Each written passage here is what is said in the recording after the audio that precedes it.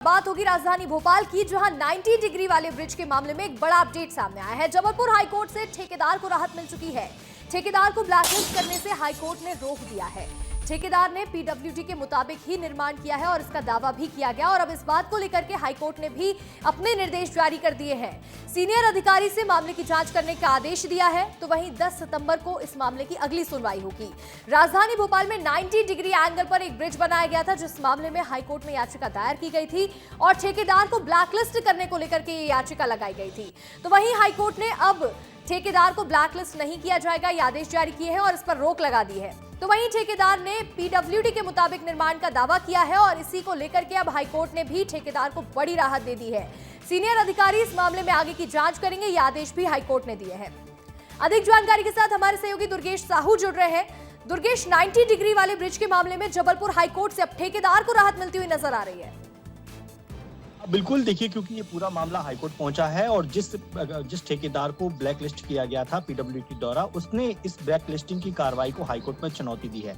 चुनौती देते हुए ठेकेदार ने हाईकोर्ट में बताया है कि ब्रिज की जो डिजाइन थी उसने अपने मुताबिक नहीं बल्कि पीडब्ल्यूडी के अधिकारियों के द्वारा जो डिजाइन दी गई थी उसके मुताबिक ही उसका निर्माण किया गया है। उसमें ठेका कंपनी की किसी भी तरह का कोई हस्तक्षेप नहीं था, क्योंकि पूरी डिजाइन पीडब्ल्यूडी के अधिकारियों ने बनाई थी।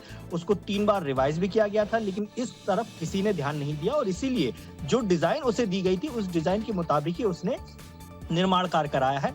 इसलिए उसे ब्लैक लिस्टेड करना कहीं से भी उचित नहीं है। इसके साथ साथ उसने ये भी कहा है कि ब्लैक लिस्टिंग की कार्रवाई के पहले ना तो उसे नोटिस दिया गया और ना ही किसी तरह की बातचीत की गई।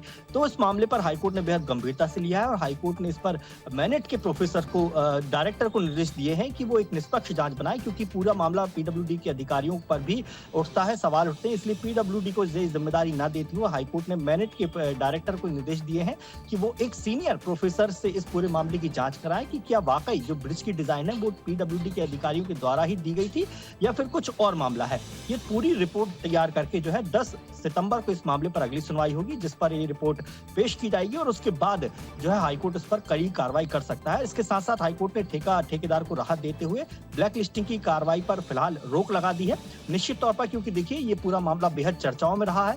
90 डिग्री का जो ब्रिज था उसको लेकर सोशल मीडिया पर भी जमकर चर्चा रहा और पीडब्ल्यूडी की कहीं ना कहीं आलोचना भी हुई थी। इस लिहाज से बिल्कुल, देखिए आने वाले कुछ ही दिनों में 10 तारीख को इस मामले में अगली सुनवाई भी होनी है और तब ये देखने वाली बात होगी कि किसके ऊपर इस मामले में गाज गिरती है और किस तरह से हाईकोर्ट एक्शन लेती हुई नजर आएगी। दुर्गेश, जुड़ने के लिए बहुत बहुत शुक्रिया।